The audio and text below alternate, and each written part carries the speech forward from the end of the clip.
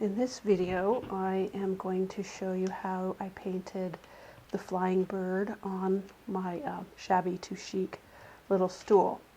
And first, I'm going to double load. This is a number 12 Royal Majestic Bright brush, or in the Low Cornell series, it's called a flat or a wash brush. And I'm just double loading until I got a good amount of paint in my brush. Now the colors are wicker white. This is a folk art bottled acrylic. This is wicker white and night sky. And just load until I feel like there's a good amount in my brush.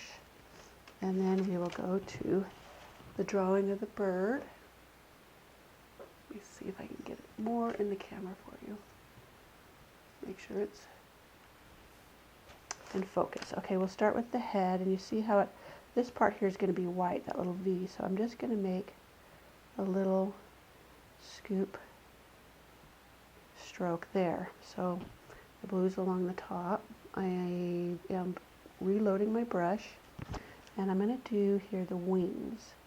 And I'm going to follow the line. Now this is paper, so my brush is going to drag more. If I was on a painted surface, it wouldn't drag as much. So I'm going to do that. See if I can get that more white is what I need. Right along there. Okay. And I will go along, do that along the other side.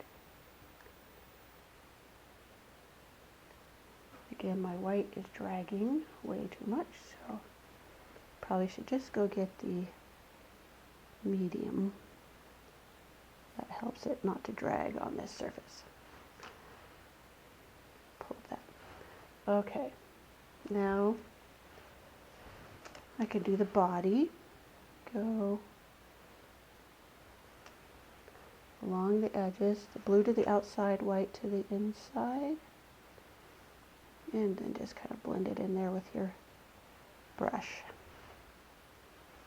Nothing that difficult. Okay. Oh, I blended the white into the blue. I'll have to pinch out my brush. I just pinched the paint out on a rag, and I'm now reloading my brush with the blue and the white still. And I'm going to come up from the bottom, and I'll do the white to the bottom, and I'm just going to kind of stack or layer the brushes, the strokes. I had done this with pen because I was trying to straighten it. The tail was kind of crooked, and but you would do it with a lighter graphite, and so it wouldn't show up from under these strokes. And so I'm just pulling these up so it just gives it a look of a tail feather. And you start at the bottom and work up, and then the feathers are overlapping the correct way. Okay, and you can kind of bring the white back down over it like that if you desire. And now I can do the wings, and you kind of do the same thing. You kind of bring in the strokes along the edge, following the curve of the wing. And if your brush starts not to hold a chisel edge, you need to rinse it and reload. You see how it's getting kind of fat instead of being very narrow? That's from paint getting up in it and drying. So, and you can kind of go over the bottom row again, but then you start the next layer.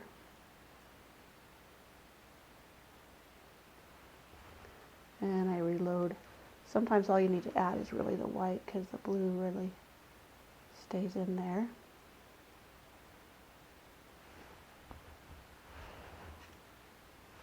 Now on part of this, you can add another color. On my palette, I'll show you, hopefully it gets into focus. There's a yellow ochre. You can add that into your white to add a little another dimension of color for your next row of feathers. And you just do like this. You don't have to do that. Sometimes it's just nice to add another dimension. And my brush is getting too fat from the thickness of paint. I pinch it out, reload it, and I don't know if I need to rinse it completely, so I'll try that.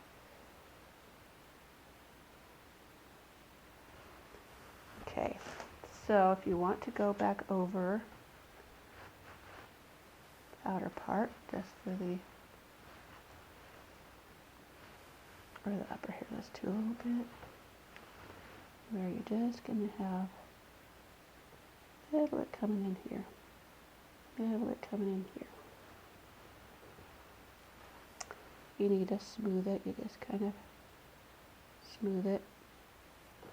Just kind of go with what you think looks better. Okay, I'm going to rinse my brush.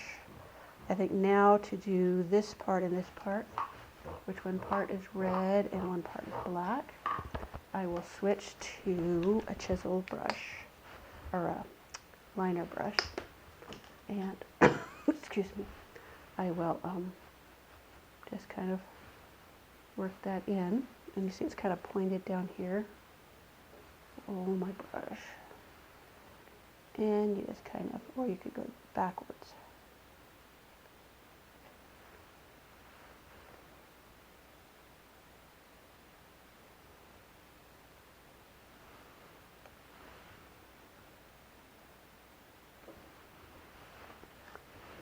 Doesn't have to be perfect. You'd be surprised at what you can get away with.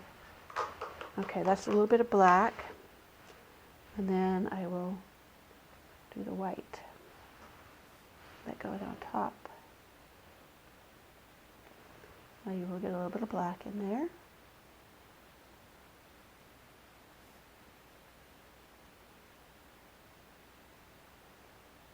But that's okay. Okay.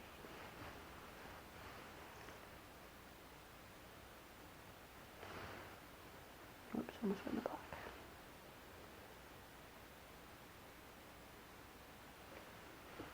And then for the beak, you do the yellow ochre, and you just kind of outline the beak and fill it in. And there you have your flying bird.